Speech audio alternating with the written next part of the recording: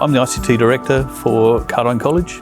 We're a multi-campus school. We've got about 2,250 students spread across the 3 campuses. The campus we're standing in has 1,650 kids from years 7 to 12. We implemented Biamp around about 10 years ago. The principal came to me and said he wanted to implement a system into the school. We looked at a number of systems and this one came out the best. The role that Vocia plays in the school is both the bell system to get students in and out of class, but also using it as a paging system for public addressing for, hey, there's a fire in the building, or when there's an event on, when they're trying to get other students involved. The Vocia system is the software front end that controls the hardware.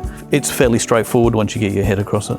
There's a central core processing hub that everything goes back to.